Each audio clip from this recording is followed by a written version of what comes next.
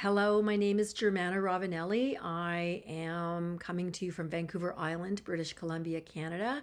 If you enjoy any of my videos, I would be so grateful for you to subscribe and perhaps share with someone who you think is on the journey of health and happiness and wellness as we age. I know that aging is something that for many of us it's kind of scary, and then like how do we do it and take care of ourselves, because the body itself is our only real home.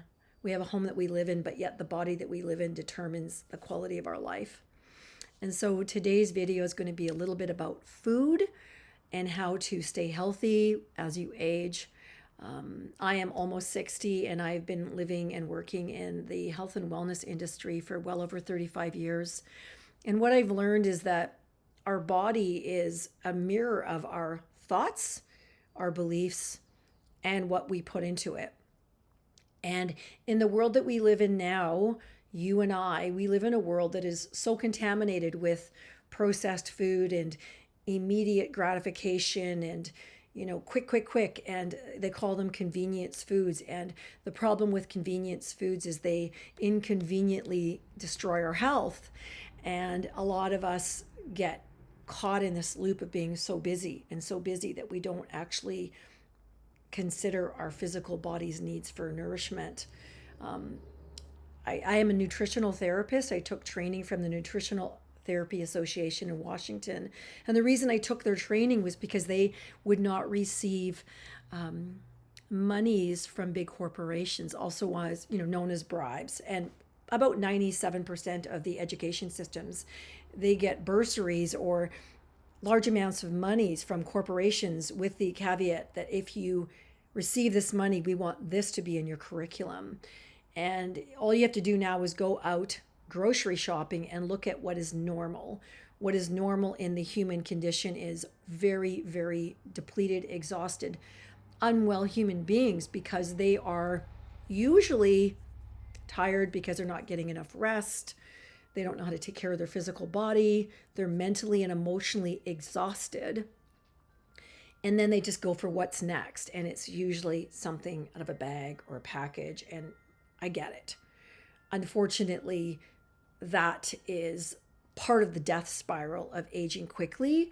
And as we age, we don't handle the insulin spike. So we start really coming apart at about 30, and then we start to lose a bit of muscle and a little bit of muscle and a little bit of muscle. And then we start to become thinner.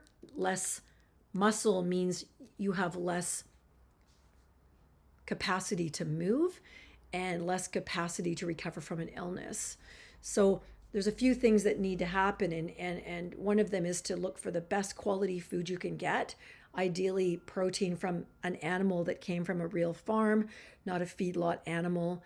If you eat meat from a feedlot animal, whatever they pumped into that poor animal, which is hormones, steroids, antibiotics, lots of growth products, so the animal grows really quick. Instead of say 3 or 4 months, it's 6 weeks, it's ready to go to the butcher.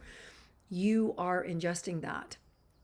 That shows up in our milk, our butter, our yogurt, our meat, and our whipping cream. And so if you just made that one little choice, that one little change to say, I will pay the $2 extra for the organic milk, that will make a huge difference for your health. It actually tastes much better. And organic butter, I know it's expensive. The cost of getting sick is much worse. Once you're sick and once you've got cancer or autoimmune and you're running around spending months getting all of these treatments, you're going to wish that you had that boundary with yourself. I'm going to give myself the best food. And it's okay to do it if you can afford it. And if you can't, then you just got to play it the way you need to. So aging, as we age, we need to be in bed by about 10:30 and hopefully sleeping by then. We need to, and I'm not good at this, take all of the digital pieces out of the bedroom. We need to be able to sleep through the night. I'm not saying that that's easy. Sometimes having a sleep aid will work. And also having a practice of being kind to self. I think that is the hardest part for most people. We think that if we criticize ourselves or diminish ourselves, that our life will somehow improve, and it cannot, because your subconscious is your body. It's always listening to what you say and to what you think. And it's like a garden. Your thought into your body creates a feeling and creates a behavior and creates a product.